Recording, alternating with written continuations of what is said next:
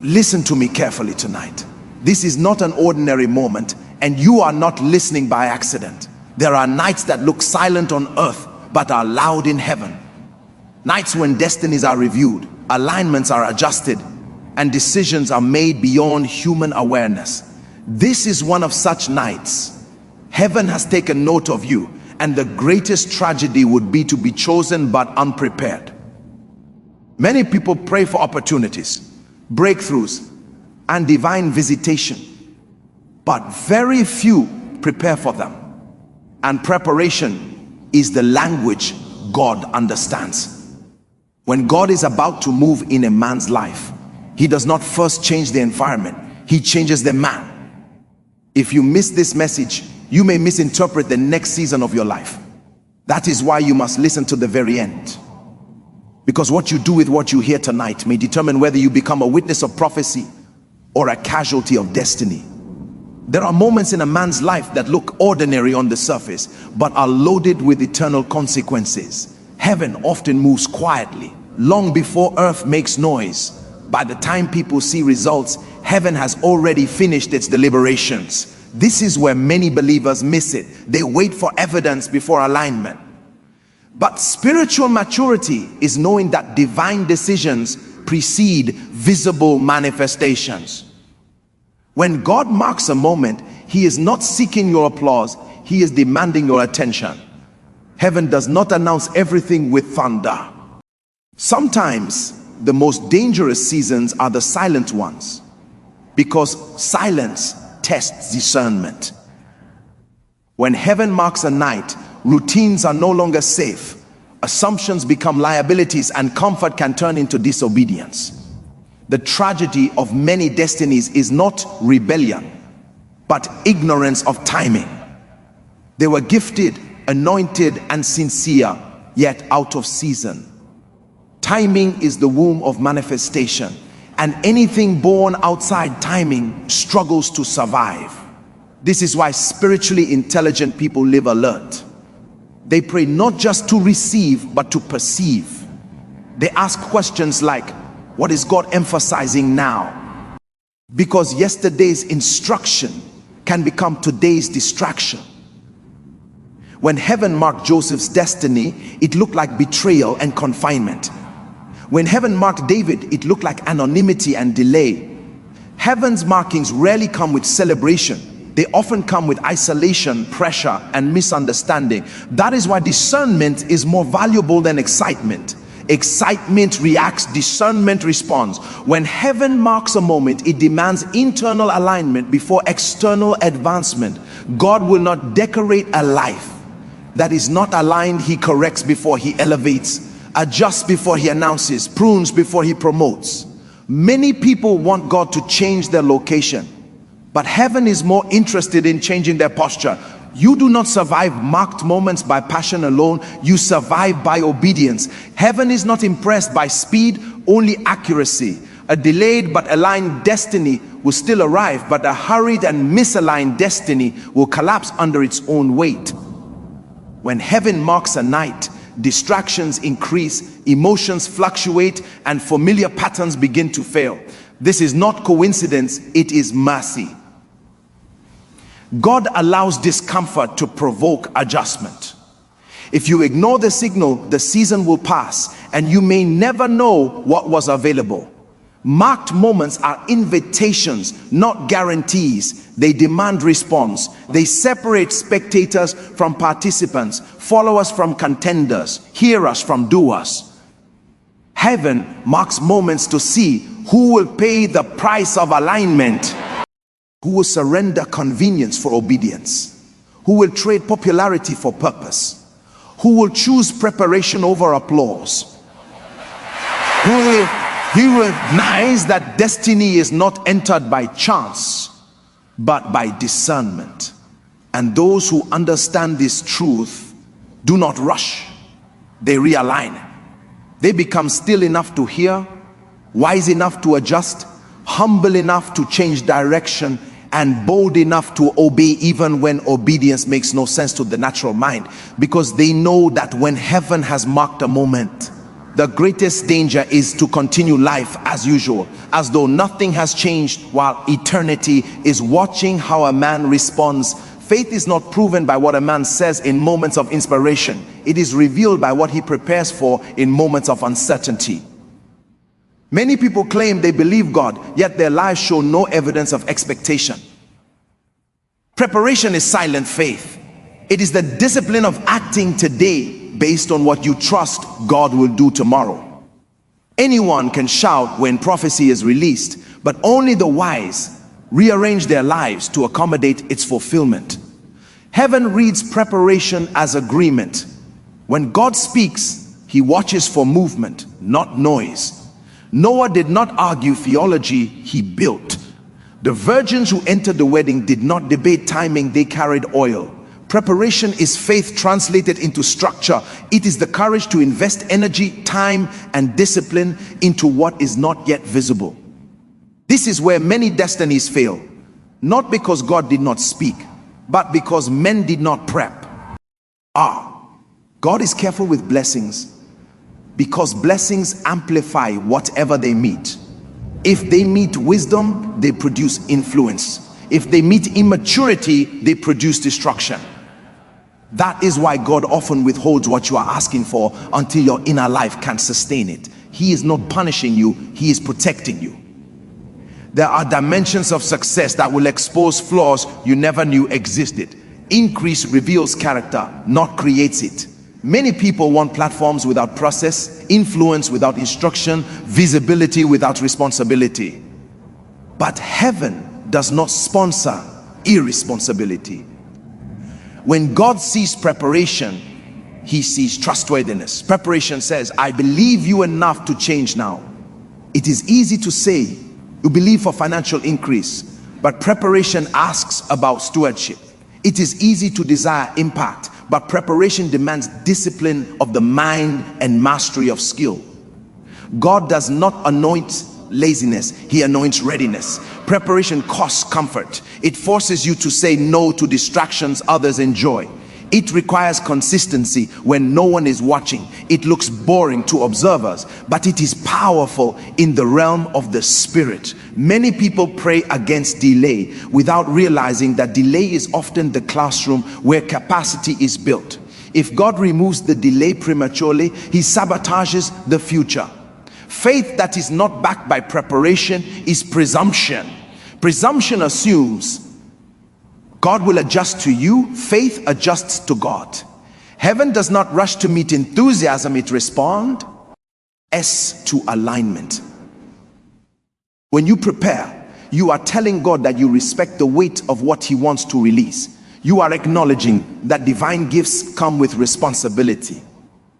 Preparation stretches your patience, confronts your weaknesses, and exposes areas that need growth. That is why many people avoid it.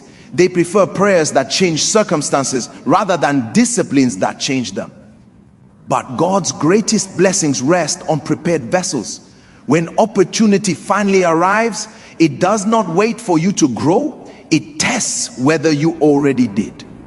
Preparation determines whether opportunity becomes a miracle or a mistake. Those who prepare do not panic when doors open, because they have been rehearsing obedience in secret. They have trained their spirit to respond, their mind to think clearly, and their character to stand firm. God is not impressed by desperation. He is drawn to readiness. Preparation is the language that tells heaven a man is serious, dependable, and aligned enough to be trusted with what others would misuse. Every genuine encounter with God is a summons to responsibility, not a moment of entertainment. Divine visitation is never casual. When God draws near, he is not merely seeking to make you feel his presence. He is inviting you to carry his intent. This is where many people misunderstand spiritual experiences. They chase encounters for emotional relief, but heaven releases encounters for transformation. When God steps into a man's life, he places a demand on that life. Light comes with accountability. Revelation comes with obedience. To encounter God and remain the same is not spiritual maturity, it is spiritual negligence. Isaiah saw the Lord high and lifted up, but the vision immediately exposed his condition and commissioned his future. Moses met God in fire, but the encounter redirected his life toward confrontation and leadership. Genuine encounters disrupt comfort. They interrupt routine and confront compromise. They reveal not only who God is, but who you are becoming. When God visits, he reviews your alignment, your motives, and your willingness. Divine presence is not given to entertain flesh, it is given to shape destiny. Every visitation carries an instruction, and instructions are not suggestions, they are divine expectations. Many people want encounters that bless them, but they resist encounters that correct them. Yet correction is often the clearest evidence of divine interest. God does not invest encounters where there is no intention to obey. When he reveals himself, he expects movement. Heaven measures the value of an encounter by the quality of response it produces. If nothing changes after an encounter, then the encounter either misunderstood or mishandled. Divine visitation introduces new standards. What was once tolerated becomes unacceptable. What was once optional becomes mandatory. God raises the bar because encounters upgrade responsibility. This is why encounters often precede seasons of testing. God reveals himself to prepare you for what is coming, not to impress you with power. Encounters are weighty because they redefine direction. They demand separation from distractions and dedication to assignment. When God visits a man, excuses lose validity. You can no longer claim ignorance after revelation. Knowledge increases responsibility. This is why some people subconsciously avoid deep encounters. They sense the cost. They know that once God speaks clearly, neutrality dies. Divine visitation forces decision. It separates those who want God's hand from those who want his heart. It distinguishes admirers from servants. When God visits, he entrusts you with something that must be stewarded. Encounters are seeds that require obedience as soil. Without obedience, they die. The danger is not lack of encounters. The danger is encounters without response. God will not repeatedly visit a life that treats revelation casually. Every visitation is an invitation to ascend into deeper responsibility, greater discipline, and higher accountability. Those who understand this do not pray lightly for encounters. They approach with reverence because they know that when God draws near, he is not just offering comfort, he is recruiting a vessel. Encounters are God's way of saying, I am about to involve you. And once heaven involves a man, life can no longer be lived on ordinary terms, because from that moment forward, destiny is no longer theoretical. It is active, demanding obedience, consistency, and sacrifice in ways the natural mind may never fully understand. Delay is one of the most misunderstood tools in God's dealings with men. Many assume that if God is silent or slow, he is absent or unwilling. But divine delay is often evidence of intentional preparation. God is not careless with destinies, and he does not release weight where there is no capacity. What you call delay is often heaven buying time to strengthen foundations that must carry future impact.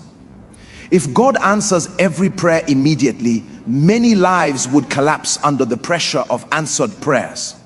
Speed feels like favor, but structure sustains favor.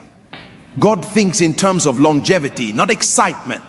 He would rather take years to build a man than seconds to promote him. Delay is not denial, it is divine wisdom managing risk.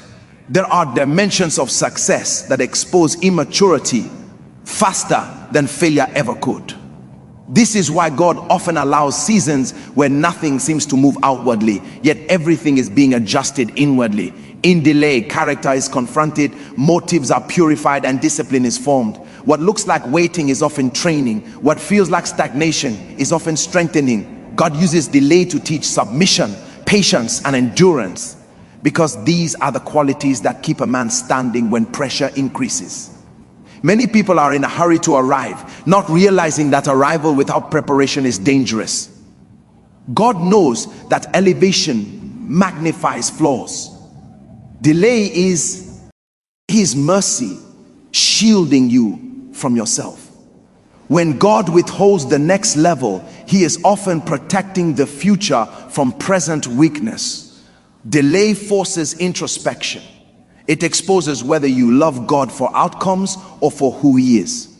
It reveals whether your obedience is conditional or absolute. In seasons of delay, prayer becomes deeper, dependence becomes real, and pride is dismantled. This is why many abandon God in delay. They wanted results, not a relationship. But those who endure delay emerge refined, grounded, and ready. Delay trains you to trust God's timing over your emotions. It teaches you to obey without applause and to remain faithful without evidence. These lessons cannot be learned in seasons of speed.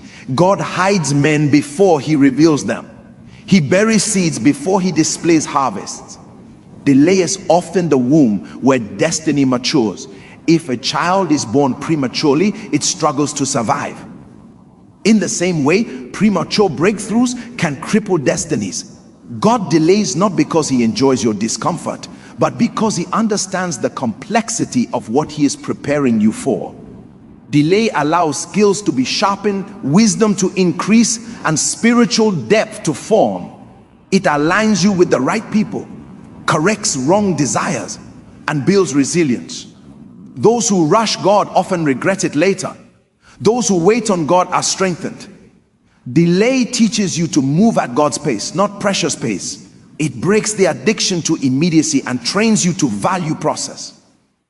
When the delay finally lifts, the prepared do not panic.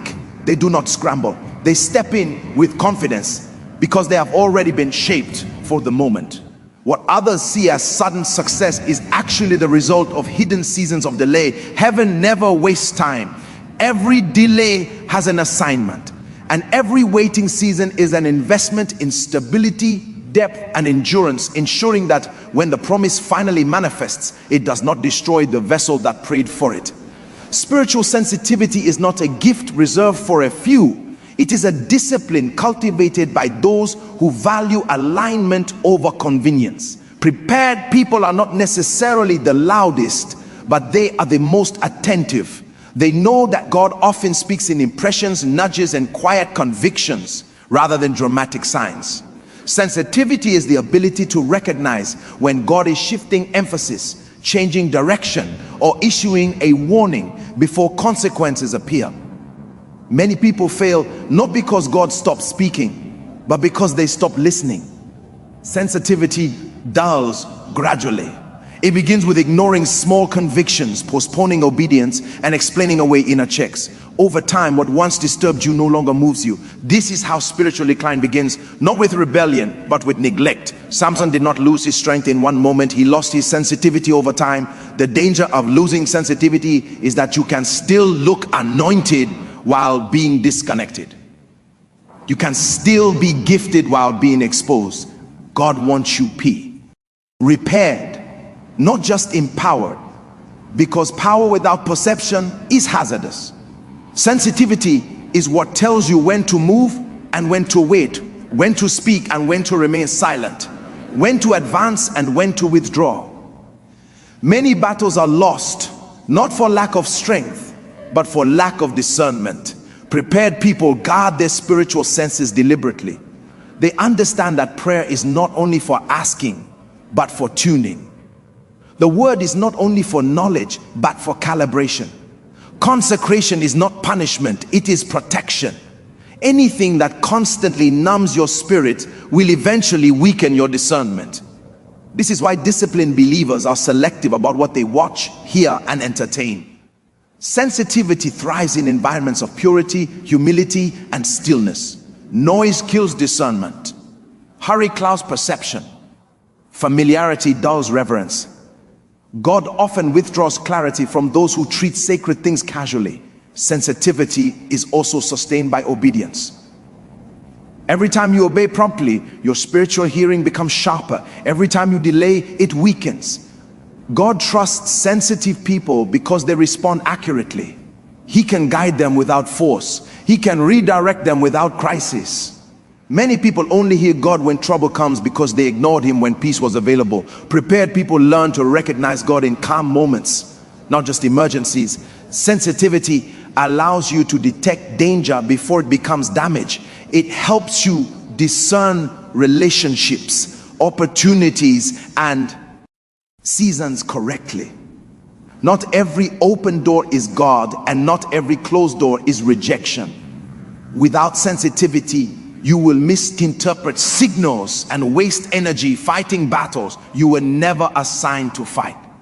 God prepares people by heightening their discernment because destiny requires precision. A small error in direction can lead to years of unnecessary struggle. Spiritual sensitivity keeps you aligned with heaven's timing and instructions. It prevents spiritual accidents. It helps you withdraw when ego wants to advance, and advance when fear wants to retreat. Sensitive people do not depend solely on logic. They submit logic to revelation. They understand that what makes sense naturally may be dangerous spiritually. This is why preparation emphasizes inner alertness over external activity. When God prepares a man, he sharpens his ability to perceive before he increases his ability to perform. Sensitivity keeps you alive in seasons of pressure, keeps you humble in seasons of elevation, keeps you obedient in seasons of confusion, and keeps you aligned when emotions try to override instruction. Because a prepared life is one that remains spiritually awake, responsive, and attentive even when everything looks normal on the surface and nothing appears urgent. Yet heaven is quietly issuing instructions that will determine survival, relevance, and effectiveness in the days ahead. When heaven marks a man, the first confirmation is rarely applause, it is pressure. Selection attracts resistance because destiny carries weight, and weight must be tested. Many are confused when challenges intensify after moments of clarity, but pressure is often the language heaven uses to reveal what it has invested. Earth tests what heaven selects. This is why opposition is not always a sign of error. Often it is evidence of value. Gold is refined because it is precious, not because it is useless. When God sets his hand on a life, he permits environments that stretch endurance, confront fear, and expose weakness. Testing is not designed to destroy you, but to reveal you. What comes out under pressure is what was already inside. This is why preparation precedes promotion. God allows storms to test the strength of foundations before visibility increases. Many people desire elevation but resent examination. They want advancement without accountability. But heaven does not promote what it has not proven. Testing reveals whether obedience is circumstantial or consistent. It shows whether your faith depends on comfort or conviction. Pressure strips away pretenses and forces honesty.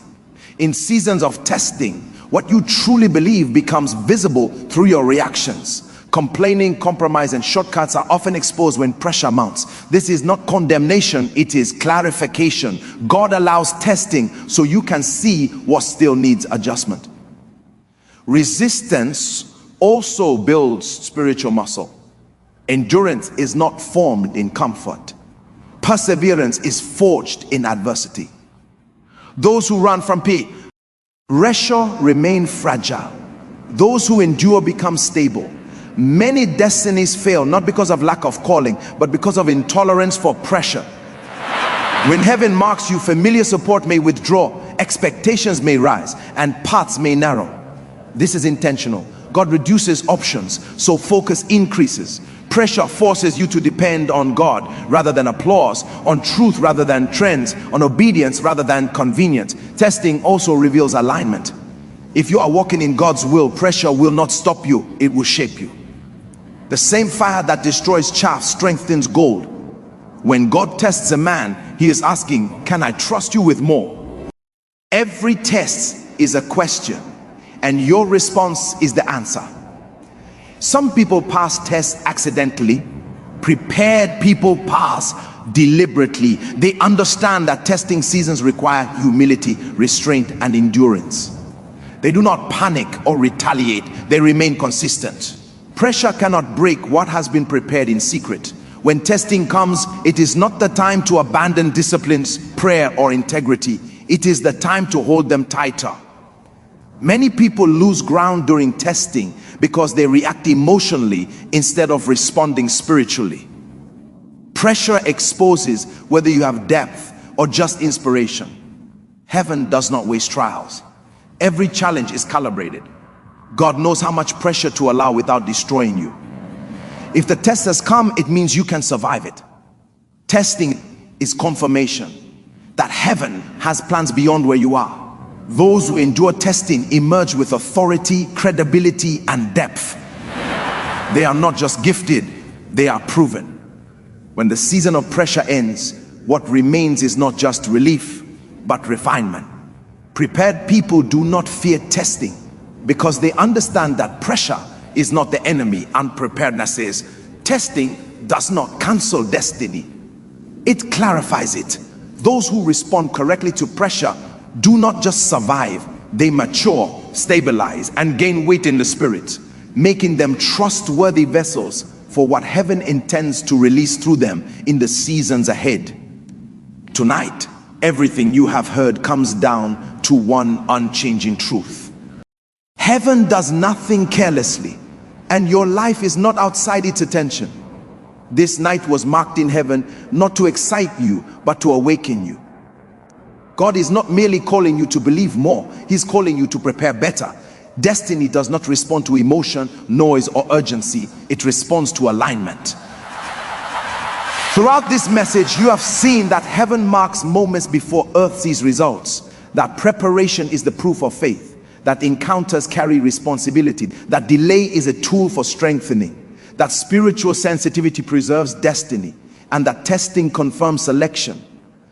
These are not ideas to admire, they are truths to live by.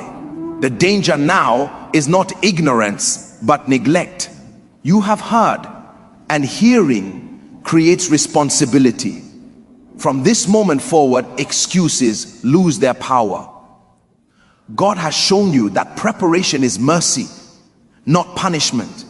That waiting is not wasted time, that pressure is not rejection, and that obedience is the currency of advancement.